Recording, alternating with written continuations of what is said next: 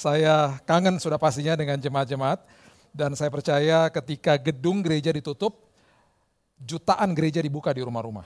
Jadi kita harus mengerti bahwa itu adalah prinsip kerajaan, ya, bahwa eklesia Tuhan atau gereja Tuhan itu adalah saudara dan saya. Ya, gedungnya boleh ditutup, tapi gereja tidak akan pernah bisa ditutup. Kita adalah gereja yang didirikan di atas batu karang yang teguh. Alam maut pun tidak bisa menguasainya, apalagi hanya virus tidak bisa menguasainya.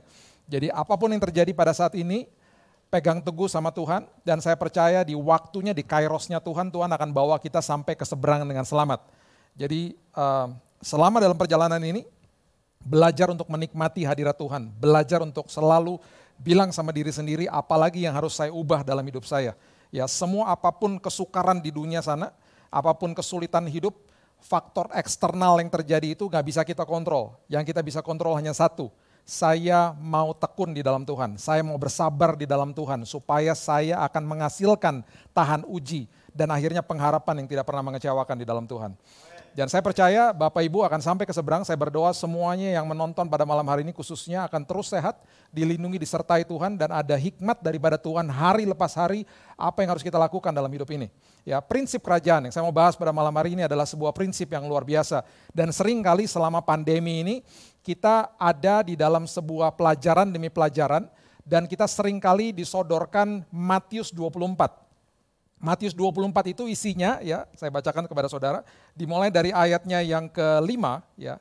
Dengan cepat saja saya bacakan, ini seringkali disebut-sebut bahwa ini adalah akhir daripada segala-galanya, sebentar lagi kiamat dan sebentar lagi sudah akhir zaman. Betul, ini akhir zaman, tapi ada sesuatu yang seringkali kita tidak bahas justru, dan itu paling penting sebenarnya.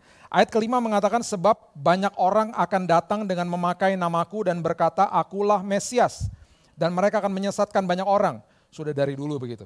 Dari dulu udah seperti itu, ya. Kamu akan mendengar deru perang, kabar-kabar tentang perang, namun berawas-awaslah, jangan kamu gelisah sebab semuanya itu harus terjadi, tetapi itu belum kesudahannya. Memang belum kesudahannya, karena dari dulu sudah perang, di mana-mana sudah perang yang mengerikan-mengerikan sudah terjadi dari zaman dulu. Sebab bangsa akan bangkit melawan bangsa, kerajaan melawan kerajaan, akan terjadi kelaparan, gempa bumi di berbagai tempat, sudah dari dulu. Akan tetapi semuanya barulah permulaan penderitaan menjelang zaman baru. Pada waktu itu, kamu akan diserahkan supaya disiksa, kamu akan dibunuh, dan akan dibenci semua bangsa, dan itu semuanya terjadi oleh karena namaku.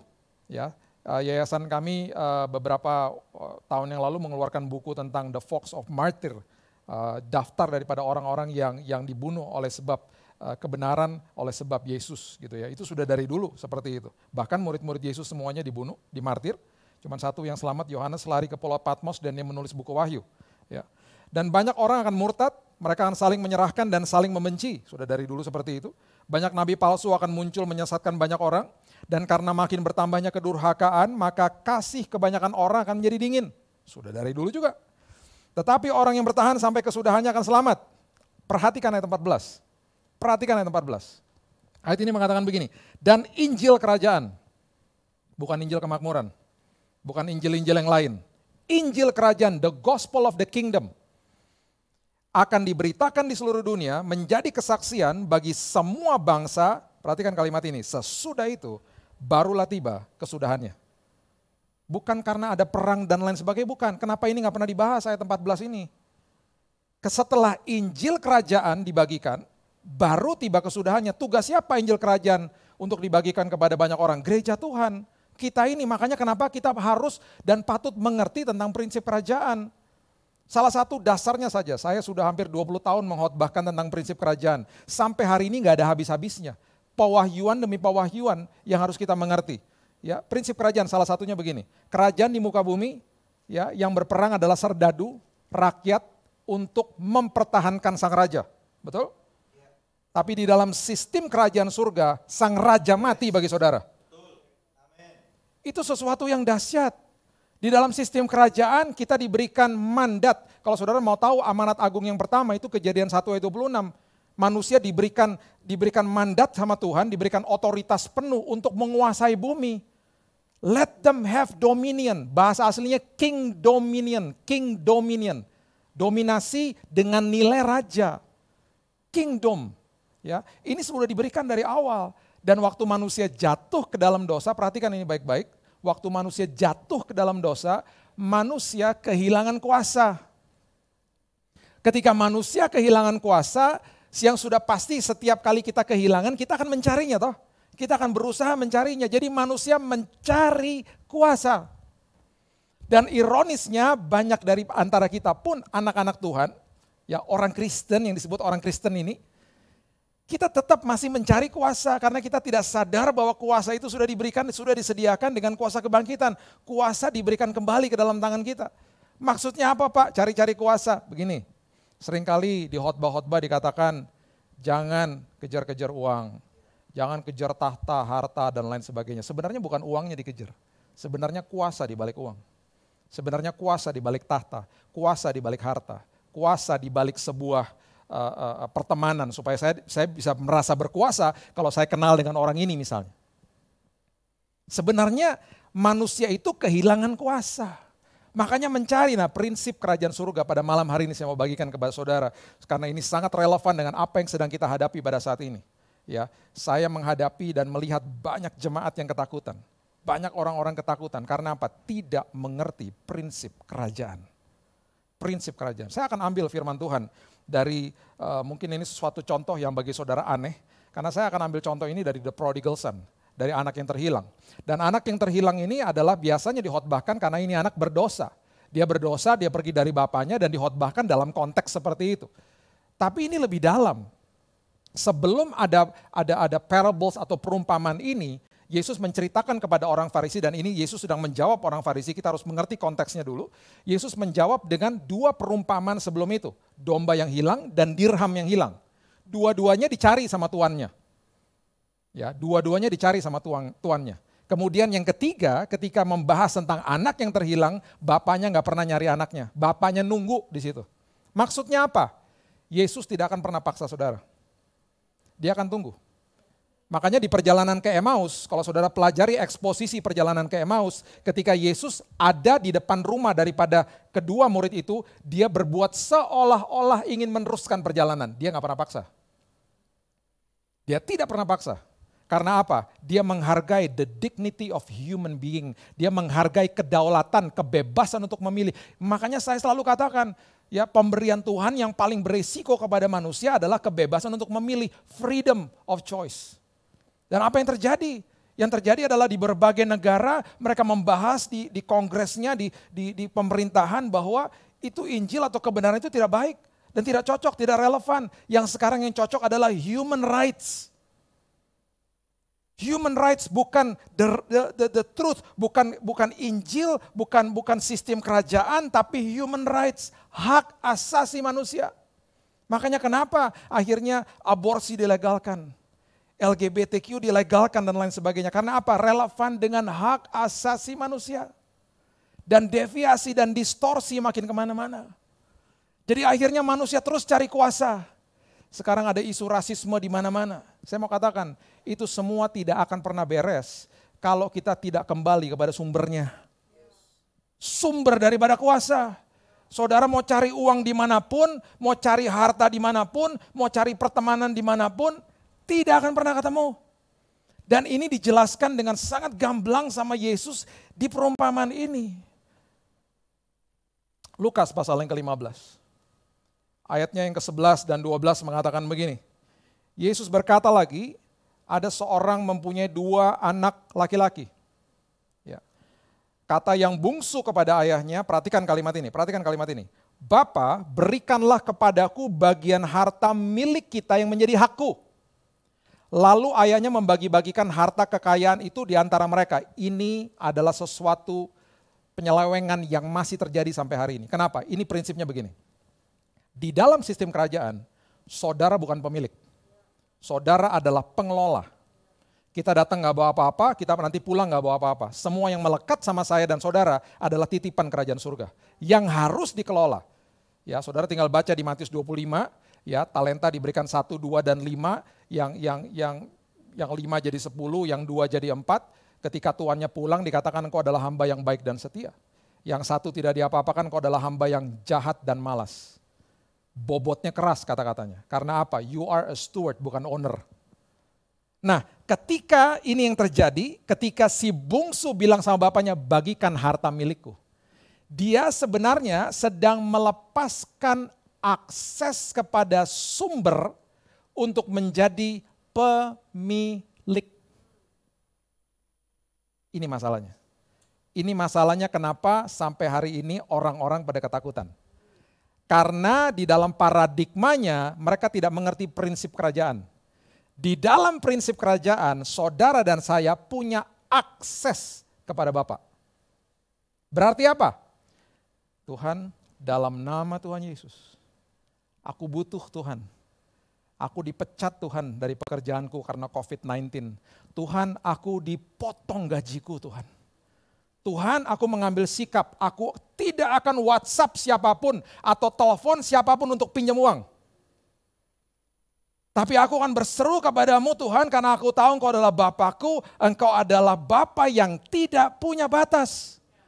Karena aku punya akses kepada Bapa. Ketika itu yang terjadi, saudara adalah orang yang paling kaya di dunia ini. Dan saudara adalah orang yang tidak akan pernah takut. Kenapa orang takut pada saat ini? Karena mereka tidak mengerti posisi mereka di dalam sistem kerajaan. Mereka menganggap seperti si bungsu, dia mau ambil harta miliknya, dia katakan ini jadi kepemilikanku, dia split, dia stop akses, dia beralih kepada kepemilikan. Catat ini baik-baik, akses lebih dahsyat daripada kepemilikan. Akses selalu lebih luar biasa daripada kepemilikan. Setiap kali saudara merasa memiliki, catat ini dan camkan ini baik-baik. Setiap kali saudara merasa memiliki, saudara pasti akan rasa kekurangan. Karena tidak akan pernah puas. Makanya kenapa orang korupsi, kita lihat di televisi, di berita, ini udah korupsinya sekian banyak, kok masih gak puas-puas? Karena kuasa yang dicari di balik uang itu tidak akan pernah memuaskan dia. Karena itu bukan sumber. Arti kata Bapa di Lukas ini, arti sebenarnya adalah source, sumber. Dan si bungsu memisahkan hubungan sumber, hubungan akses kepada hak kepemilikan. Ngawur udah. Dan kita bukan pemilik. Kita ini pengelola, makanya kita ketakutan menghadapi hal seperti ini. Orang yang merasa memiliki selalu merasa kekurangan. Selalu merasa bahwa nanti aku rugi, ini kehilangan ini dan lain sebagainya. Kenapa saya berani ngomong begini? Saya sudah mengalami, Bapak Ibu sudah tahu kesaksian saya. Tahun lalu ketika saya dirawat, Tuhan membawa saya ke Singapura dan asuransi saya tidak mengcover pengobatan di sana. Saya tidak pernah sekalipun taruh di sosial media bahwa saya sakit. Saya tidak pernah kasih tahu siapa-siapa bahwa saya sedang sakit. Saya tidak pernah mau kasih kode kepada siapa-siapa. Karena saya tahu saya punya akses kepada Bapa yang tidak punya batas. Saya tidak punya asuransi untuk cover saya. Dari hari pertama sampai terakhir ketika saya di-discharge, dikeluarkan dan disembuhkan Tuhan. Semuanya pun Tuhan yang bayar. Saya tidak tahu beberapa orang yang saya tidak kenal pun Tuhan kirim ke sana. Kenapa? Karena saya adalah anaknya. Saya punya akses. Dan ini yang terjadi, ini makin mengerikan ayat yang ke-13. Beberapa hari kemudian anak bungsu itu menjual seluruh bagiannya lalu pergi ke negeri yang jauh. Di sana ia memboroskan harta miliknya itu dengan hidup berfoya-foya. Harta miliknya itu dengan hidup berfoya-foya. Ayat 14, setelah dihabiskan semuanya timbullah bencana kelaparan di dalam negeri itu dan ia pun mulai melarat. Timbul bencana corona dan banyak manusia mulai melarat. Kenapa? Karena hak kepemilikan, ketakutan. Ayat 15, lalu ia pergi dan bekerja pada seorang majikan di negeri itu. Orang itu menyuruhnya ke ladang untuk menjaga babinya.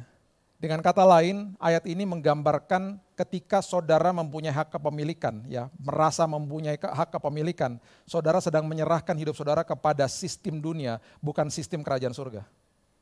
Itu yang terjadi. Dan itu selalu mengerikan. Dan kita tidak sadar, dan kita dibutakan sama iblis. Ya. Perhatikan ayat 16. Lalu ia ingin, ya, bukan majikannya loh yang ingin.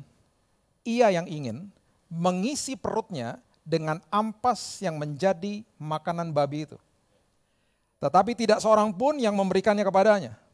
Dengan kata lain, kalau saudara mencari kuasa di balik uang, saudara mencari kuasa di balik harta, jabatan, dan apapun di dalam dunia ini, Alkitab dengan jelas mengatakan unsur atau materi atau apapun yang saudara cari kuasa di baliknya, itu yang menjadi makanan saudara, yang saudara ingin makan dan saudara ingin merasa dipuaskan oleh hal-hal tersebut. Alkitab menggambarkan dengan jelas itu adalah ampas yang menjadi makanan babi. Dan kenapa ini gak pernah dibahas? Yang dibahas adalah dia berdosa. Betul, itu ada konteks itu juga betul. Tapi ini konteks yang paling penting adalah setiap kali saudara membaca bagaimana Yesus memberikan perumpamaan dan dia berbicara kepada murid-muridnya, dia selalu bicara soal the kingdom.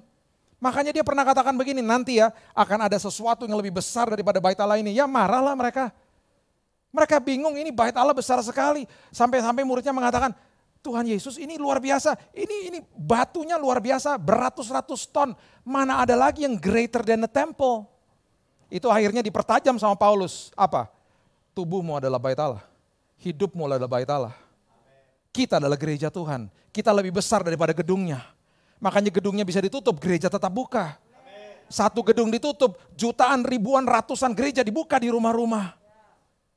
Itu yang sangat dahsyat, itulah prinsip kerajaan. Kita dimerdekakan ketika kita mengerti ini.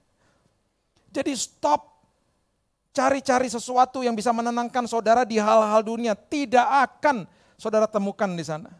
Tidak akan saudara temukan kuasa di sana. Lalu ia menyadari keadaannya, katanya ayat 17. Betapa banyaknya orang upahan Bapakku yang berlimpah-limpah makanannya. Tetapi aku di sini mati kelaparan. Aku akan bangkit dan pergi kepada Bapakku dan berkata kepadanya, Bapa, aku telah berdosa terhadap sorga dan terhadap Bapa. Aku tidak layak lagi disebutkan anak Bapa, jadikanlah aku sebagai salah seorang upahan Bapa. Ya ini ya, kalau sudah diserahkan ya, pikiran hidupnya kepada dunia, sistem dunia. Waktu mau balik ke Bapa, sistem dunia dibawa-bawa. Dibawa-bawa. Dengan kata lain begini, saya ini nggak ngerti bahwa saya ini adalah anak sebenarnya. Jadi saya kalau datang ke Bapak saya, sistem dunia saya bawa. Sistem dunia dibawa itu maksudnya apa? Saya orang upahan. Bapak saya, bos saya. I have to perform. Saya harus melakukan sesuatu supaya saya dilayakkan. Itu mentalitasnya akhirnya. Jadi dia udah punya langkah yang baik, mau pulang, yang mau balik, tapi mentalitasnya salah. Banyak di antara kita juga seperti itu. Apa yang terjadi? Maka bangkitlah ia, ayat 20. Saya suka ini. Dan pergi kepada bapaknya. Ketika ia masih jauh, perhatikan ayat ini. Ayahnya telah melihatnya. Sekali lagi, Yesus gak pernah paksa. Tapi ayat ini menggambarkan bahwa dia selalu ada di teras rumah. Menunggu Bapak Ibu yang terhilang pada malam hari ini untuk pulang kepadanya. Dia ada di teras rumah. Dia look to the horizon. Dia lihat, dia tunggu anaknya. Makanya ketika masih jauh, Alkitab menggambarkan dia sudah melihatnya. Dia tidak akan paksa, tapi dia selalu menunggu dengan tangan yang terbuka. Lalu tergeraklah hatinya oleh belas kasihan.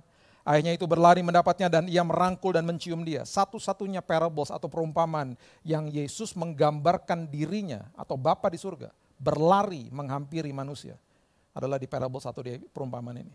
Berlari kepada manusia. That's how much I love you.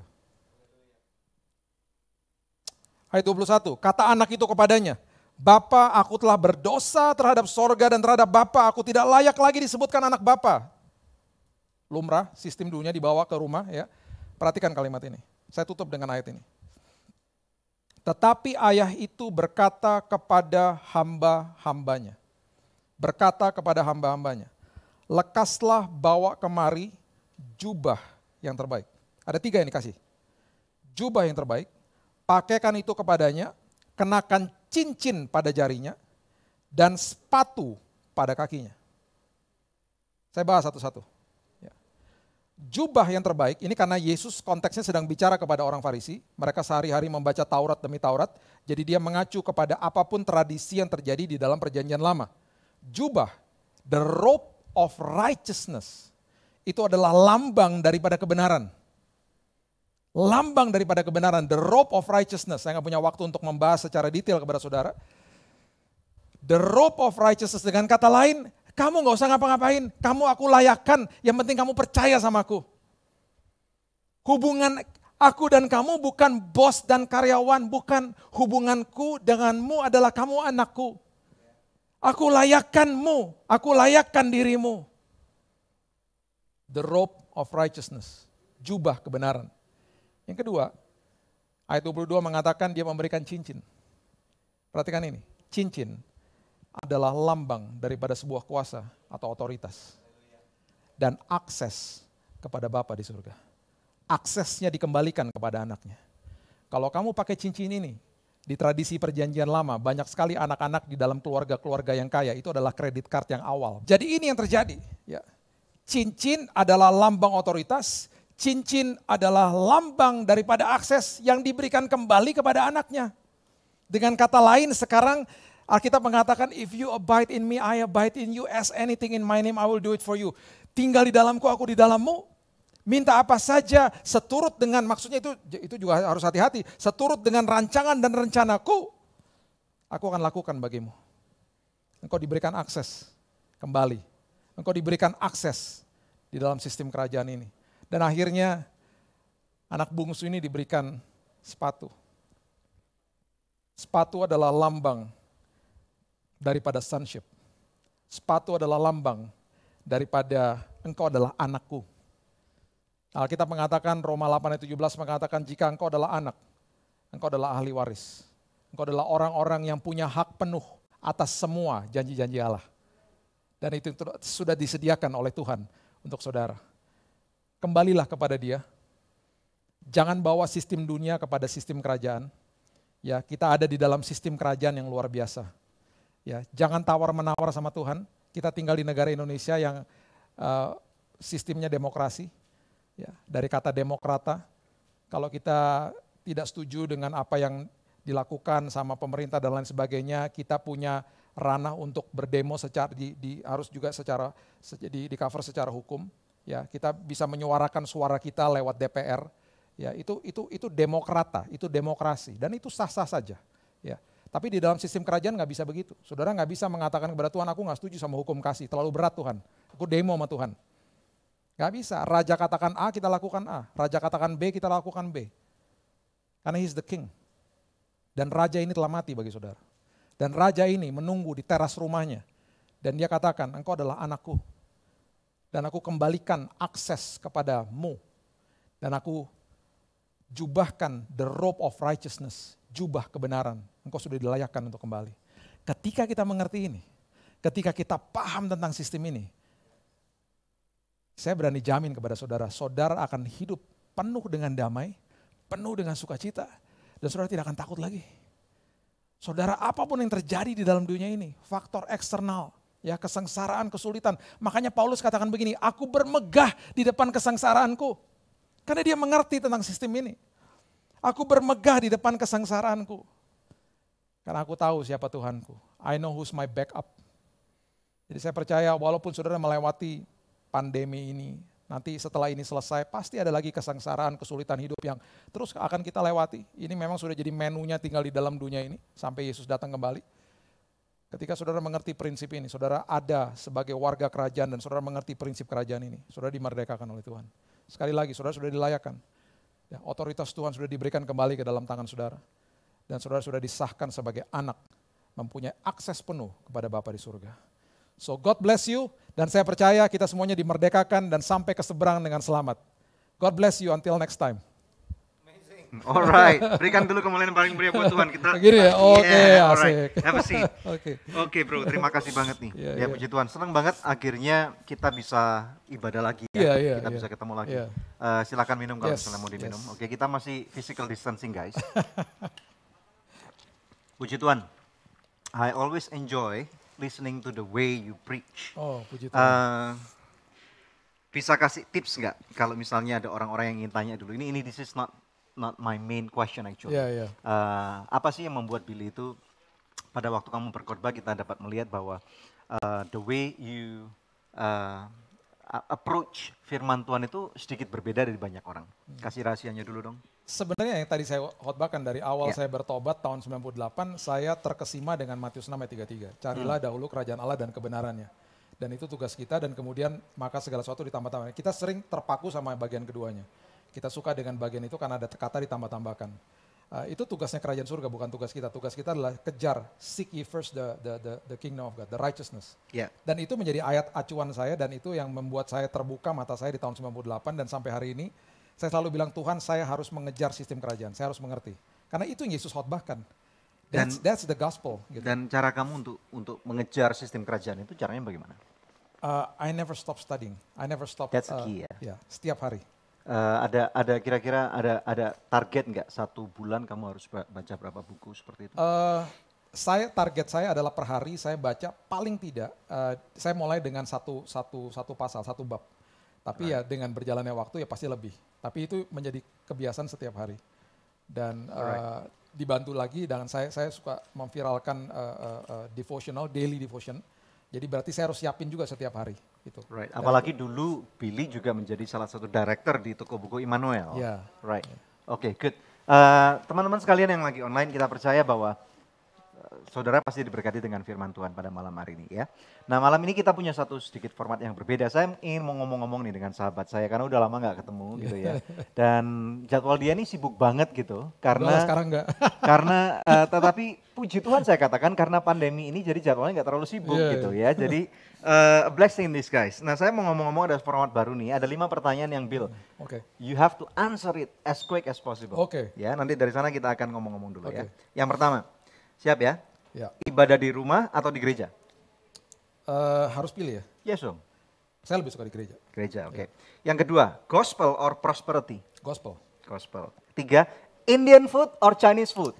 Oh, that's a tough question. tough question. Aduh. Since I'm Indian ya Indian food lah. Because I know dia ini suka dua-dua gitu ya. Oke, puji Tuhan. Ya, kemudian yang ketiga, khotbah or gym? Khotbah, oke. Tapi badan dia kayaknya nggak menunjukkan bahwa dia lebih suka khotbah dari gym gitu ya. Kemudian ini yang tough question for you, very very tough. Are you ready? Iron Maiden or Ed Sheeran? Iron Maiden. Okay, I know it. Iron Maiden for sure. Okay, airplane or exotic cars? Airplane. Airplane. Okay, let's talk. So tadi Billy berbicara tentang ibadah di gereja atau di rumah. Pilihannya tadi apa? Apanya? Ibadah di rumah, yes. Di gereja. Di gereja. Ya. Boleh jelaskan nggak kenapa seperti itu? Karena kita udah ngalamin ini semuanya, ya jelas saya lebih suka bertemu muka dengan, ya seperti kayak gini. Yes. Bertemu muka dengan jemaat, bertemu muka dengan hamba Tuhannya, bertemu muka dengan siapapun yang saya ketemu di gedung gereja ya. Jadi gimana pun juga itu tetap for me is very exciting lah. Kalau datang ke gedung gereja, ya. Tapi saya kita diingatkan semua kan bahwa kita adalah gereja Tuhan. Tapi ya tetap ke gedung gereja itu tetap salah satu my favorite moment. Bisa cerita nggak selama pandemi ini apa yang kalian lakukan di rumah? Kita tetap sibuk karena tetap ada permintaan untuk taping di rumah. Jadi saya dan istri saya jadi jagoan untuk kita punya alat-alat ya lumayan lah beli di Topet gitu ya. Ya mic-nya lah apalah segala macam yang untuk bisa taping di rumah. Dan kemudian tetap ada cell group di Zoom, ibadah di Zoom, persekutuan doa dan lain sebagainya. Selain itu kita selalu olahraga sama-sama. Puji Tuhan di depan rumah ada taman, jadi kita masih bisa muter-muter di situ. Dan mama tinggal sebelah rumah, jadi masih ada kesibukan dengan dia juga. Tapi ya tetap di rumah. Dan I read a lot.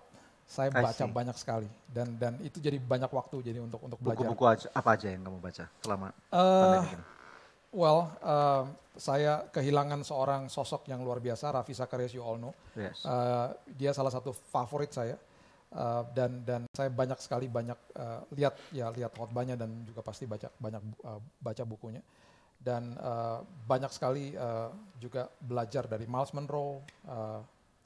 Banyak dari antara mereka sudah passed away, sudah meninggal. Nah, bicara tentang orang-orang hebat nih, kira-kira bagaimana dampak mereka terhadap kehidupan kamu? Besar sekali. Miles Monroe terutama. Ya, saya pasti akan tertarik dengan orang-orang yang membahas sistem kerajaan. Jadi saya karena saya suka dengan itu, saya akan cari pembicara yang akan membahas tentang itu. Jadi tentang grace, tentang the principle of the kingdom, itu yang menjadi makanan sehari-hari bagi saya gitu. Nah, kalau kita zaman sekarang ini kan kayaknya lebih mudah banget ya, karena ada open resources demikian luar biasa dari YouTube atau mungkin dari artikel-artikel yang ada di internet. Would you say that sekarang ini kita dimentorkan dengan mereka bahwa padahal mereka sudah meninggal gitu? Iya, dan be careful, maksudnya minta hikmat juga sama Tuhan karena informasi yang tersedia kan banyak sekali. Banyak. Dan bisa salah lihat juga, bisa salah baca juga, dan you have to be very very careful dan untuk lihat dan minta discernment spirit untuk bisa membedakan mana yang benar, mana yang tidak gitu loh. Karena apapun yang kita terima dan apapun yang kita serap dari telinga sama mata kita itu adalah pintu gerbang hati kita. Input kan menentukan output. Jadi kalau inputnya ngawur ya keluarnya ngawur juga pasti. Kira-kira filternya apa, Bill? Kalau misalnya bisa dikasih tips. Karena kan sekarang istilahnya kita bisa istilahnya milih setiap macam gereja juga, setiap macam pembicara. Dan ada berbagai macam YouTube channel yang very very popular gitu, yang kadang-kadang isinya very controversial. Yang kadang-kadang pada waktu kita dengerin pertama kali atau kedua kali kayaknya ada sesuatu yang very different dan tetapi somehow itu membuat banyak sekali orang datang dan subscribe ke mereka sampai ratusan ribu view atau mungkin juta gitu. Any tips? Biasanya yang seperti itu adalah sesuatu yang dibahas secara kontroversial dan biasanya yang penuh-penuh seperti itu adalah yang bahas-bahas tentang topik akhir zaman. Karena manusia ingin memiliki sebuah kepastian. Jadi kalau ada yang membahas tentang akhir zaman udah pastilah dikejar karena mereka mau tahu kepastian nih kayak gimana nih kita nih gitu ya. Betul. Makanya kenapa sempat viral di mana-mana tentang chip lah dan lain sebagainya. Dan kita lihat seperti itu bagus untuk dipelajari, nggak masalah. Tapi then again apa yang harus kita lakukan sekarang? Tadi kita udah bahas firman Tuhan bahwa kalau sampai Injil Kerajaan nggak dibagikan, belum tiba kesudahannya. Tugas kita untuk bagikan Injil Kerajaan supaya banyak orang dimerdekakan gitu kan. Dan bukan Injil yang lain, Injil Kerajaan gitu yang harus dibagikan. Dan kalau saya prinsipnya selalu gini, if you ask the Holy Spirit, kalau kita minta sama Roh Kudus untuk berikan hikmat sama kita, Holy Spirit, Roh Kudus adalah sosok pribadi yang selalu menginsafkan, bukan menuduh. Convict you, not condemn you. Jadi kalau saya minta sama dia untuk apa yang saya bisa serap dan apa yang saya bisa lihat, saya percaya kok Tuhan adalah Tuhan yang selalu pemberi. Apalagi kalau kita bilang Tuhan I need wisdom, aku butuh hikmat. Untuk apa yang aku bisa serap dalam hidupku. Dan Tuhan akan kasih tahu kok, nanti seperti tadi Daniel bilang, rasanya nggak enak kalau lihat ini atau itu, rasanya nggak damai misalnya gitu. That's conviction gitu. Alright. Itu yang Roh Kudus akan berikan kepada kita. Bisa cerita nggak dulu awal pertobatan kamu seperti apa? Wow. I know it's a long story. I heard from few sources bahwa pertobatan kamu luar biasa banget gitu. Iya. Oke. Well, lagi dating seorang wanita dan dia bukan orang percaya. Dan tahun 98 itu saya ditelepon sama salah satu pendeta yang cukup terkenal di Jakarta dan teman baik saya. Dia bilang ke Istora Senayan dong, lagi ada KKR gitu kan. Jadi saya akhirnya bilang oke, boleh. Dan kebetulan memang pas lagi ada di Sudirman. Saya ke sana karena dia bilang temenin dong nih banyak pendeta-pendeta dari Amerika gitu. Karena siapa tahu lo ada yang kenal karena saya pernah tinggal di sana. Jadi masuk ke green room, ke VIP room, ngobrol-ngobrol sama mereka. Pacar saya saat itu dia bilang, aku mau lihat ke dalam dong gitu ya. Mau lihat ke KKR-nya. Dan itu udah mau habis, udah 15 menit udah mau habis. Dia masuk ke dalam, tiba-tiba teman saya masuk ke dalam VIP room bilang begini, Bill, itu pacar lo di dalam? Iya. Lu tahu nggak dia sekarang ada di altar call lagi maju ke depan lagi nangis. Wow. Bilang, hah? Saya nggak pernah bahas firman Tuhan sama dia, karena saya juga belum bertobat. Saya nggak pernah bahas tentang Yesus sama dia. Dia masuk ke dalam, rupanya dalam 15 menit itu pendetanya yang sedang khotbah itu ada urapan Roh Kudus yang akhirnya menjamah hidupnya dia. Sampai dia, waktu dia katakan cerita kepada saya, seperti dia juga tidak sadar dia maju ke depan, dan dia terima Yesus. Wow. Dia terima Yesus, saya melihat itu semuanya, saya seperti ditempeleng kepala saya. Saya dibesarkan di keluarga yang sangat, orang Jakarta bilangnya bukan Kristen lagi, Kristen banget. Kristen banget. Engkong lu juga hamba Tuhan kan? Iya, dari engkong, dari papa tuh pendirinya Gideon Indonesia. Iya, wow. Iya kan, kita dari keluarga yang punya ministry Immanuel Bookstore sama itu dari tahun 67. Jadi, wah udah Kristen banget lah pokoknya. Kristen banget. Background kita GPDI, mama papa semuanya. Jadi, wah udahlah. Jadi waktu saya lihat itu, saya dalam hati kayak wow, seperti ditempeleng gitu. Di momen itu Agustus 14 tahun 98 saya bertobat di depan situ. So I had an altar call. Jadi pendeta itu ketika telepon saya itu adalah sebuah tanda bahwa Tuhan bilang, oke, I'm gonna break your trip. You go to Istora, I'm gonna catch you there gitu. Melalui orang itu. Ya, jadi ya kita putus, jadi ya Tuhan pakai dia terima Yesus. Dan justru Tuhan pakai dia untuk membuat kamu bertobat. Padahal gue denger lu sekolah Alkitab di Oklahoma nih. Well, bukan sekolah Alkitab, sekolah di Oral Roberts Oh, University. oke. What major? Ambil bisnis dan sempat juga kabur dari sekolah, tidak mau sekolah di situ karena ya kan belum bertobat. Jadi dikirim ke sana, sekolahnya baik sekali, sekolah Kristen, sekolahnya luar biasa. Tapi karena banyak aturan, ya harus di kamar jam 11, kalau nggak ikutan dormitory. Kalau misalnya nggak ikutan chapel, didenda $50, ke kelas harus pakai dasi, ke kantin harus pakai dasi, berontak lah, nggak bisa. I call home, I said, I don't want this. Saya keluar dari situ, saya bilang saya akan kerja sendiri, saya akan cari uang untuk biayain sekolah sendiri. Kalau sampai saya nggak dibiayain waktu saat itu. Segitu marahnya, segitu keselnya, dan segitu berontaknya gitu. Jadi ya keluar dari sekolah itu. Saya graduate, selesai sekolah saya, tapi bukan dari situ. Karena saya mau bebas. Ya. Tapi amazing banget bagaimana journey kamu yang amburadul, orang marit itu akhirnya Tuhan jamah dengan satu lawatan yang luar biasa. Pertanyaan kedua Bill tadi, gospel or prosperity? Why did you choose gospel? Gini, sekarang kelihatan nih sekarang ya. Kalau kita bicara sekarang ini, yang tadi saya katakan banyak jemaat yang takut. Itu kebanyakan diajarnya pasti ngawur, pasti salah. Diajarnya untuk berkondisi kepada Tuhan. Diajarnya pasti untuk melakukan transaksi di dalam doa dia kepada Tuhan. Akhirnya ketakutan. Iya, bukankah pada waktu sebelum pandemik nih, banyak daripada kita diajarkan oleh berbagai macam gereja, bahwa pada waktu kita nabur kita pasti akan nuai. Dan kemudian pada waktu kita bahkan memberikan persepuluhan misalnya, kita bahkan akan menuai berkali-kali ganda gitu. Dan bahkan beberapa gereja sekarang mengajarkan bahwa kalau kamu tidak menabur di musim kesusahan ini berarti kamu kurang iman. Nah ini gimana nih? Bisa clarify nggak soal hari ini? Saya punya prinsip gini, berkat Tuhan itu nggak ada hubungannya sama materi. Saya pernah khotbahkan berkali-kali. Ya. Dan mudah-mudahan segera bukunya selesai ini karena ada pandemi jadi nggak bisa printing. Ini adalah sesuatu yang harus diluruskan. Ini sistem kerajaan. Jadi gini, kalau misalnya kita sedang mengalami nih kesulitan pada saat ini kan kita mengalami kesulitan nih kan. Yang diubahkan bukan masalahnya, tapi kita yang diubahkan. That's the real meaning of blessing. Itu adalah arti daripada berkat yang sebenarnya. Ketika itu yang diajarkan dan ketika itu yang dimengerti dan ketika sistem kerajaan yang dimengerti, kita merdeka. Kita mengalami apapun pada hari ini kita merdeka. Walaupun mereka kehilangan pekerjaan misalnya? Oh ya. Saya bisa kasih kesaksian yang luar biasa dari beberapa orang yang betul-betul tidak pernah angkat telepon untuk bergantung kepada manusia. Karena banyak orang juga dalam sistem dunia ini atau pengajaran yang salah, mereka akan angkat telepon untuk bergantung kepada manusia. Padahal tadi kita udah dengar firman Tuhan, kita punya akses kepada Bapa di surga yang tidak punya batas. I see. Ya, contoh ya. Ada teman udah last minute sekali, dia udah nggak tahu lagi harus bagaimana, dia akan kehilangan usahanya. Kemudian mobil satu-satunya mobil niaganya dia ada 2 bulan lagi dia harus bayar, dia nggak bisa bayar. Didatengin sama debt collector.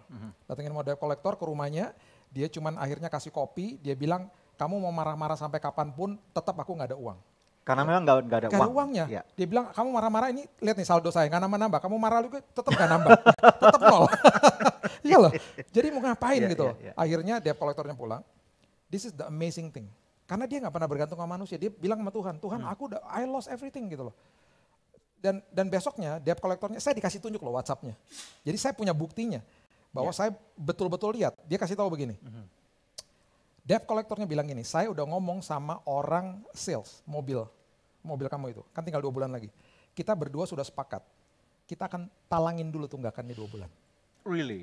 Nanti kalau kamu ada uangnya, kamu nyicil aja ke kita. Debt collectornya nih? Bayangin. Yang biasanya gebuk-gebuk rumah orang gitu? Wow. Saya nggak pernah dengar debt collector mau bayarin utang kalau bukan debt collector di Jamaah Roh Kudus, nggak mungkin. Wow. Iya kan?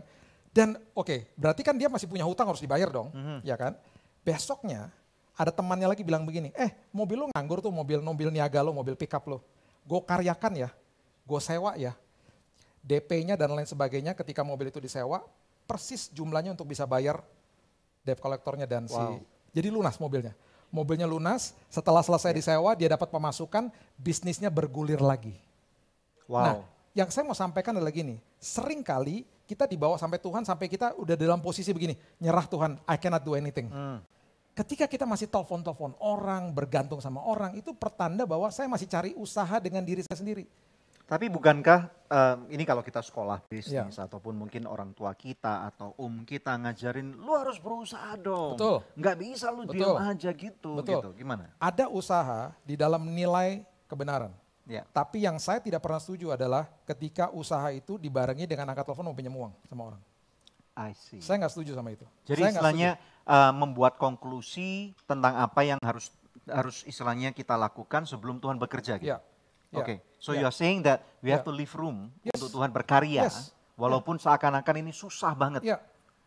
Kita akan tetap berusaha dengan apapun yang Tuhan berikan kepada kita, kapasitas kita. Tapi at the end kalau sudah mentok, dan itu biasanya posisi yang dia paling suka ketika kita mentok. Ini seperti yang Billy alami pada waktu Billy sakit ya. Pada waktu itu kamu tidak menelpon siapapun juga, nggak kirim WhatsApp ke siapapun juga. And then bagaimana orang tahu pada waktu itu kamu sakit? Dari mulut ke mulut. Dan mereka datang, ada 80 orang datang ke kamar rumah sakit saya. Waktu saya di Singapura ada beberapa dari mereka pun saya tidak kenal. Dan gak pernah saya undang itu karena mulut ke mulut. Waktu istri saya mau ke business office, ke tempat tagihan. Mereka katakan ini sudah terbayar lunas. Really? Dan bahkan ada uang kelebihan. Wow, yang dibayarkan ke rumah sakit? Bayarkan ke rumah sakit. Wow, boleh tahu nggak itu bill rumah sakitnya berapa waktu Total bill rumah sakit saya sampai saya selesai pengobatan semuanya 2M. Wow, dan itu Tuhan bayarkan melalui berbagai macam orang yang tidak pernah kamu tahu? Semuanya. Ada beberapa saya tahu.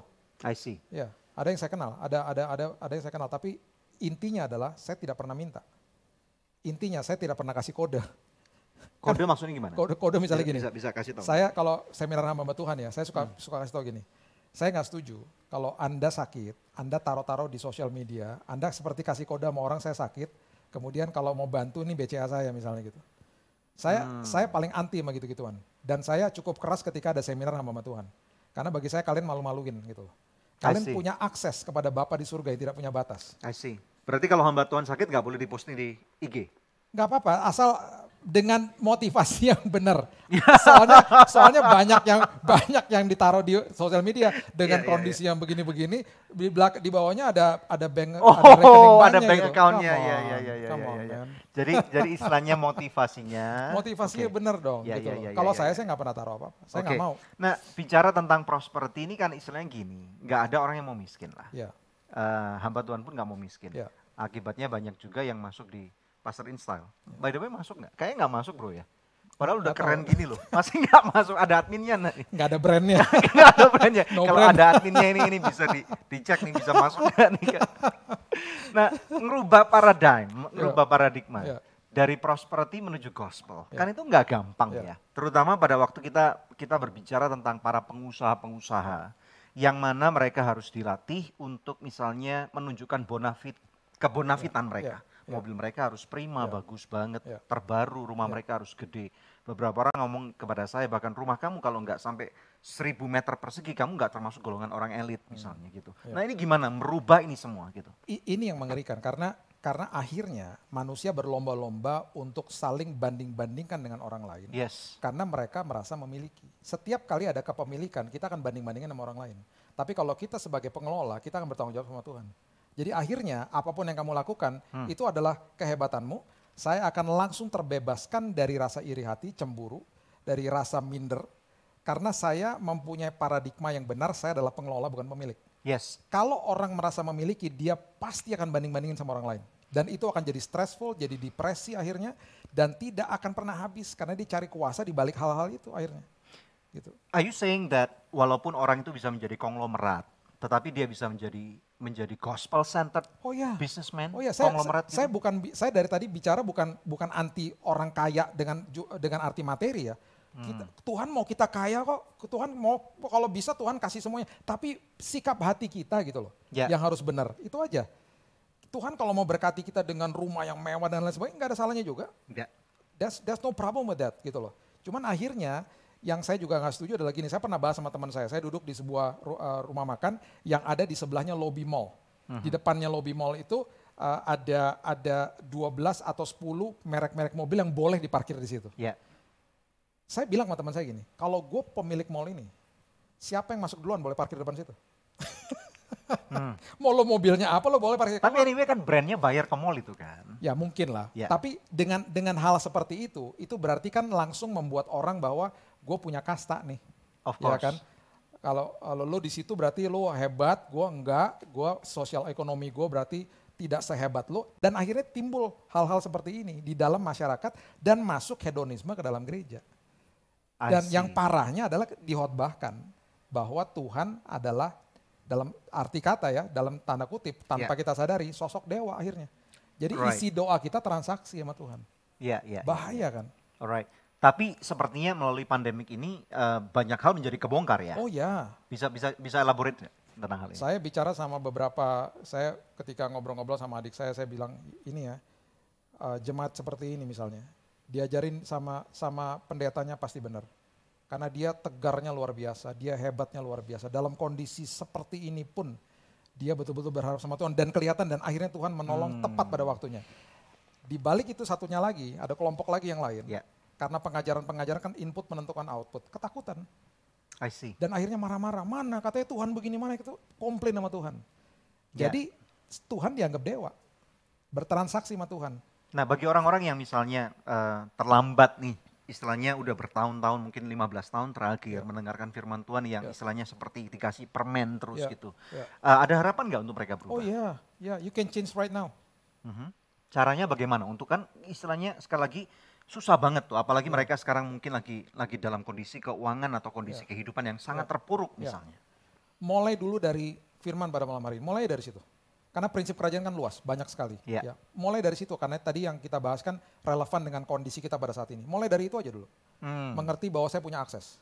Percaya dulu bahwa karena darah Tuhan Yesus kamu sudah diberikan akses langsung kepada ruang tahta surgawi. Dan dilayakan. Amazing. Dilayakan. Ya. Dilayakan. Kita ngomong yang enteng-enteng dikit ya. Indian food and Chinese food. Oke, so gimana Bill? Mama orang India asli, papa orang Manado, jadi masakan Manado juga suka. My wife is Chinese, jadi makanan Chinese juga suka. Tapi kalau mau disuruh pilih ya Indian food lah. Tapi kayaknya dengar kabar bahwa you always aim for the Chinese girl gitu. Is that true? Gitu loh. Tapi kenapa malam ini nggak pilih Chinese food gitu loh? Well, kalau disuruh pilih antara tuh dua masih cenderung ke India lah. Masih kalau istri Cina ya betul Chinese, tapi kalau makanan India. Dan itu dia masih belum bisa buat. Oh dia belum bisa buat. Dia bisa buat banyak tapi itu dia masih belum bisa. Masih belum ketemu formulanya. Oke. So hari-hari ini hubungan suami istri kalian gimana? Kita punya IG live sampai 2 kali. Dan kita kasih tahu kepada banyak orang karena banyak yang cabin fever dan banyak yang bertengkar. Kita tahu di Wuhan kemarin angka divorce rate-nya meningkat setelah mereka di open lockdown-nya dan itu yang terjadi. Kalau kita enjoy, we enjoy each other. Dan kemarin malam ini unik juga ditanya begini karena tadi malam saya tanya sama anak saya tanya kamu coba nilai dong mami sama daddy ini kayak gimana gitu di depan kamu selama ini. Ketika kita dalam argument, ketika kita lagi dalam hal-hal lagi bad mood, menurut kamu kita kayak gimana gitu. Terus dia bilang, karena kita perlu penilaian, validasi dari honest dia. Opinion kan. Ya? Honest opinion. Dia bilang, I love it, dia bilang itu. I like it because one of the habits that we do every day adalah kita selalu pelukan di depan anak kita. Dan kita selalu bilang I love you. Dan kita belajar untuk toleransi. Tidak membahas hal-hal yang tidak penting yang bisa eskalasi jadi sesuatu yang gak penting juga. Jadi kita biasanya kalau udah gak setuju, kita gak pernah raise voice, kita diem, udah gitu nanti kita bahasnya kalau udah cool down. Kita belajar untuk slow to speak and quick to listen. Slow to speak and quick to listen. Yang seperti Yakobus ajarin. Kita praktekkan itu di rumah dan kemarin kita bahas lagi selama kita menikah itu kita sadar kemarin bahwa kita tidak pernah teriak-teriakan satu sama yang lain. I see. What's the key? Because that's not easy. Because we got quiet. Oke. Bukannya kita mendem jadi kepahitan, enggak. Apakah personality GB ataupun Billy seperti itu kan kayaknya si nama kamu kan Billy Lantang, tapi kayaknya si Gaby itu Gaby Lantang banget gitu istilahnya kan. Kalau kenal Gaby kan suaranya keras. Lantang banget dia. Ya, dan orangnya selalu mau cepat, mau selesai dan very practical. That's right. Dan alpha female lah. Iya. Iya. Bisa marah juga gitu ya. Tapi kita belajar untuk toleransi dan makanya kemarin kita juga terkaget-kaget juga, kita baru menyadari, oh iya ya, kita selama ini makanya kenapa kita enjoy each other. Karena kita belajar untuk cepat untuk mendengar, tapi lambat untuk bicara. I see, that's the key ya. Ya, that's the key. Oke. Jadi akhirnya kita belajar toleransi. Gitu.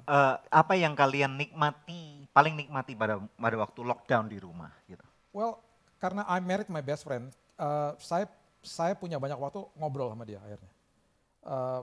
Jadi banyak ngobrol akhirnya.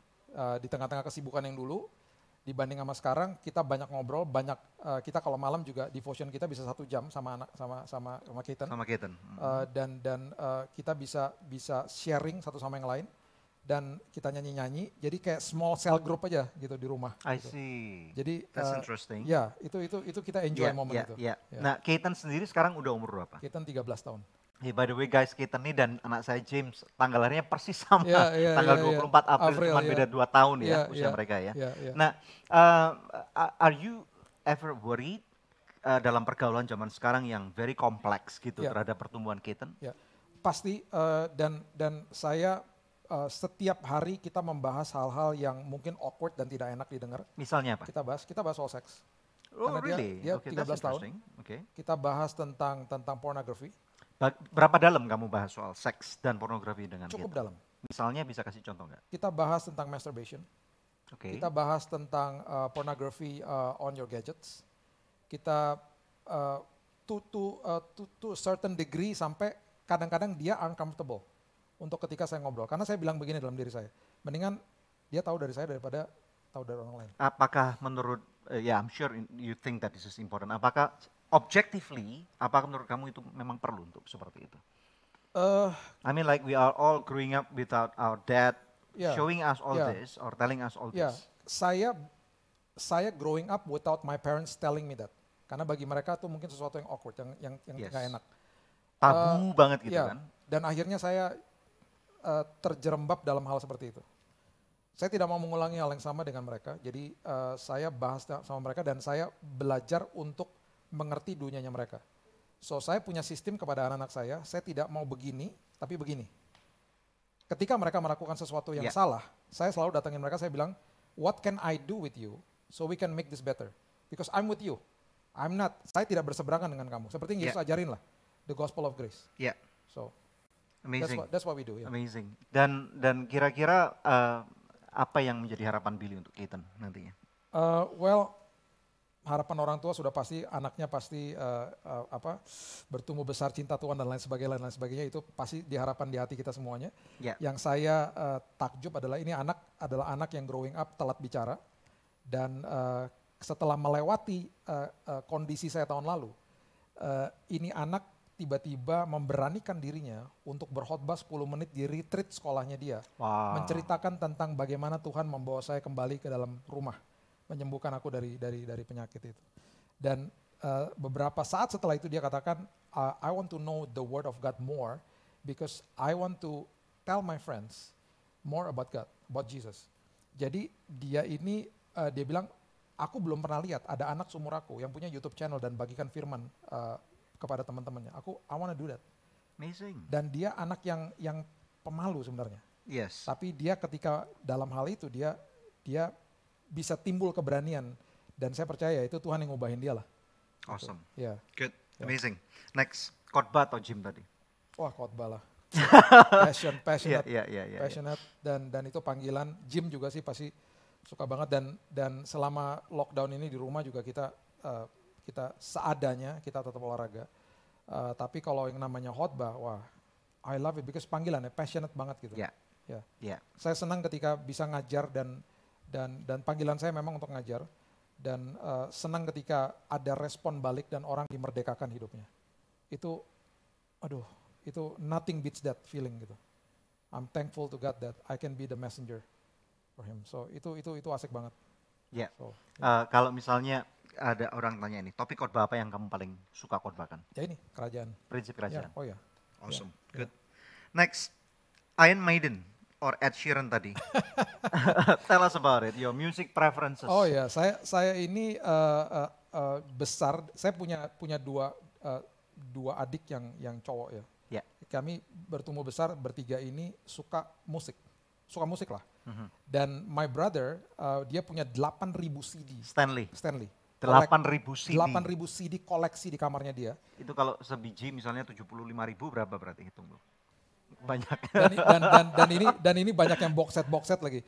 Plus dia punya kaset-kaset zaman dulu yang dia masih simpan ribuan. Dan yang paling kamu nggak suka itu bandnya apa tadi judulnya itu kemarin yang kamu posting itu? Yang nggak suka? Yang ada satu band yang kalau diputar nggak enak banget suaranya itu. Bandnya itu, inget gak? History ya? Head Cleaner. Oh iya. Head Cleaner, iya. Ngik, iya. Mungkin yang sekarang nggak ngerti kali ya. Iya. Yang millennials nggak ngerti kali ya. Iya, benar. Head Cleaner band, iya. Oke. So yeah, we grew up with that and preferably lebih ke rock music. Why? Jadi I don't know. Apa yang memulai kalian untuk menyukai dan mencintai? Mungkin dari papa kali ya. Papa juga seperti ya, itu. Papa introduce us to Beatles dan Rolling Stone waktu kita masih kecil-kecil. Jadi kita sampai hari ini masih suka dan I still listen to some other bands like band-band dari tahun 70 80. Yeah. Bagi saya original banget lah. Amazing. So I love it. Yeah. Amazing. Yeah. Apakah preference musik itu kamu tularkan juga kepada anak-anak kamu? Keaton udah arahnya ke situ. He's a drummer.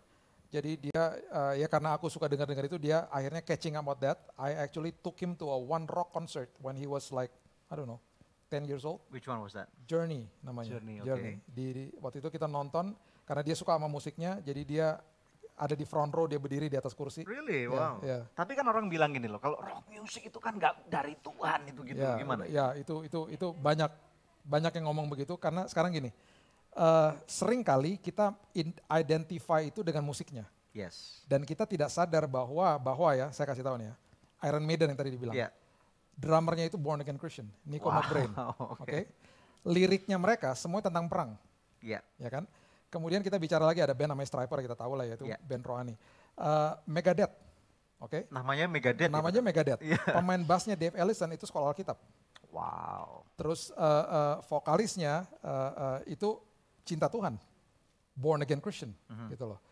Dan banyak lagi yang lain-lain. Jadi saya suka bilang begini, ketika kita memberikan liriknya kepada iblis, itu jadi ngawur. Contoh. Kenapa banyak ibu-ibu nganter anaknya waktu Katy Perry datang ke Indonesia ke konsernya. Padahal banyak sekali dari lagu-lagunya dia isinya kontennya seks. Yeah. Dan kita udah judgmental duluan sebelum kita tahu bahwa rock music itu seringkali dalamnya isinya justru sejarah lirik-liriknya. Really? Ya, itu kan akhirnya kan karena kita nggak ngerti, kita jadinya menghakimi kan gitu. Iya. Oke. Ada juga yang ngawur, jangan salah juga ya. Ada juga yang ngawur ya, kita nggak dengar sama-sama. Nah kalau misalnya ada orang yang misalnya nggak terlalu mengerti kemudian mereka berkata musik gereja harus kayak gini nih, alirannya nih. Nih, what would you say to them? Well, it comes again with the audience. Ya, saya pernah bertemu dengan seorang hamba Tuhan yang sangat menyesal karena dia melarang rock musik ada di anak-anak mudanya. Anak-anak mudanya yang begitu banyak, ada ratusan, tiba-tiba habis semuanya karena dihakimi bahwa mereka nggak boleh pakai irama rock di dalam gereja. Mereka bilang gini, kita anak muda, kita disuruh pakai iramanya himne misalnya. Ya nggak relevan sama kita lah.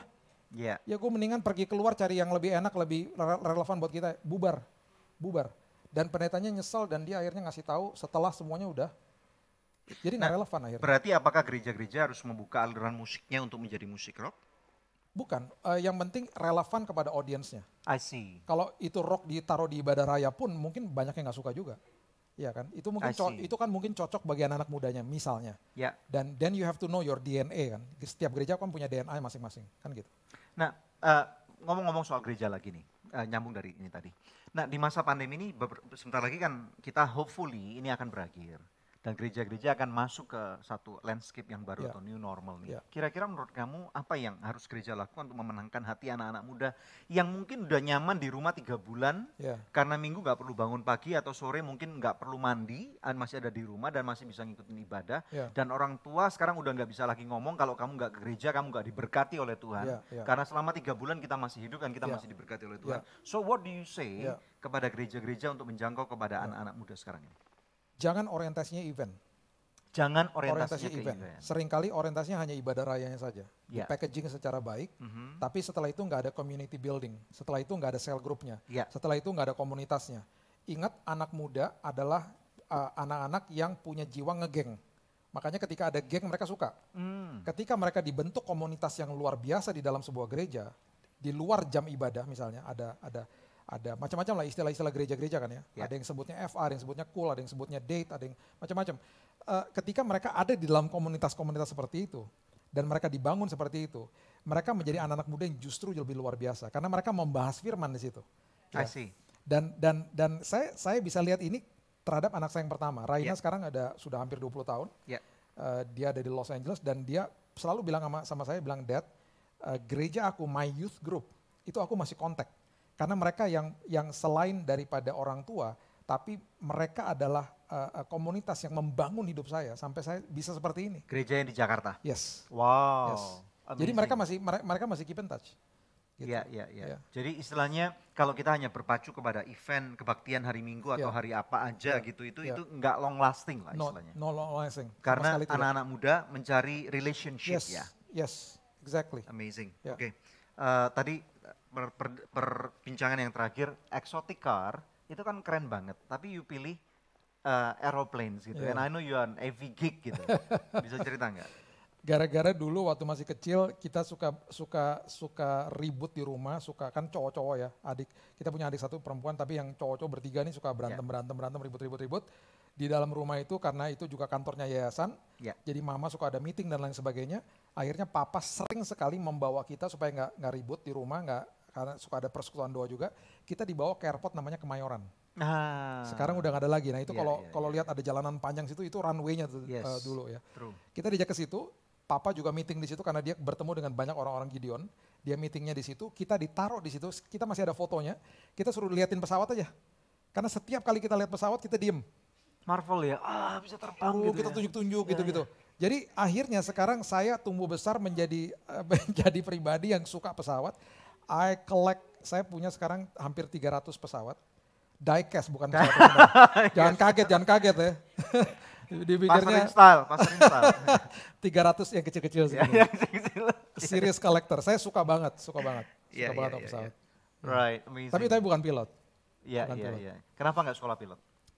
Dulu nggak boleh. Dulu pengen tapi nggak boleh.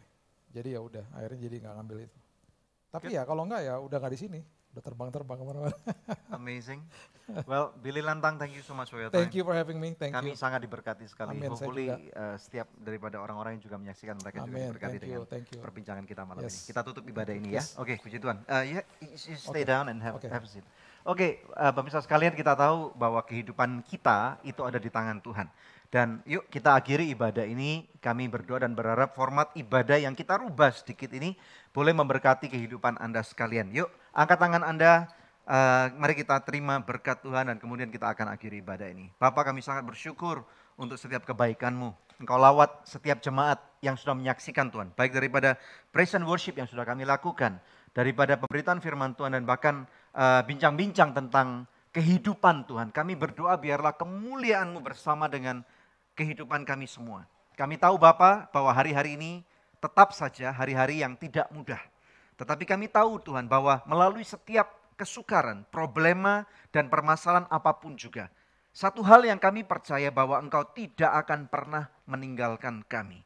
Terima kasih atas akses yang sudah Engkau berikan kepada ruang tahta surgawi-Mu. Mari jemaat sekalian, engkau saat ini terimalah karena darah daripada Tuhan Yesus Kristus. Engkau layak untuk mendapatkan kemurahan Tuhan. Engkau layak untuk mendapatkan kasih sayang daripada Bapa. Oleh karena itu saat ini juga kami melepaskan berkat di dalam nama Bapa. Melalui Putra yang tunggal Tuhan Yesus Kristus dan persekutuan yang intim dan manis di dalam Roh Kudus-Nya yang menjaga, memelihara, dan memberkati kalian semua. Mulai sekarang sampai selama-lamanya. Mari jemaat sekalian, apabila engkau sakit, percayalah. Mulai ucapkan, dengan bilurnya Yesus, aku sembuh. Dengan bilurnya Yesus, aku sembuh. Percayalah bahwa Tuhan tidak pernah meninggalkanmu. Engkau saat ini yang bahkan sudah kehilangan pekerjaan, atau bahkan kau kehilangan asetmu. Percayalah, serahkan masalahmu kepada Tuhan. Karena Dia tahu, dan Dia sekali-kali Dia berkata, aku tidak akan pernah meninggalkanmu. Tetapi aku akan memberikan engkau hikmat, kata Tuhan. Kau terima hikmat ini Pak, Saudara. Dalam nama Tuhan Yesus Kristus, yang percaya dan sudah diberkati Tuhan bersama dengan kami di Anugerah Fellowship. Yuk kita katakan, amin. Kemuliaan yang paling meriah buat Tuhan. Jemaat sekalian, jangan lupa hari Minggu kita tetap ada kebaktian online. Dan minggu depan hari Kamis kita akan ada Good News Live Recording. Ya, nanti kita akan umumkan topiknya apa, judulnya apa, pembicaranya siapa. Pokoknya keren banget deh. Kita akan berbicara tentang bisnis di dalam Good News program minggu depan. Oleh karena itu jangan lupa, nanti kita akan umumkan. Kalau Anda diberkati, Anda bisa like daripada Facebook Anugerah Ministries, dan Anda bisa ikuti daripada sosial media daripada Anugerah Ministries ataupun Anugerah Church, supaya Anda tidak ketinggalan. Dari tempat ini kami mengucapkan selamat malam, Tuhan Yesus memberkati.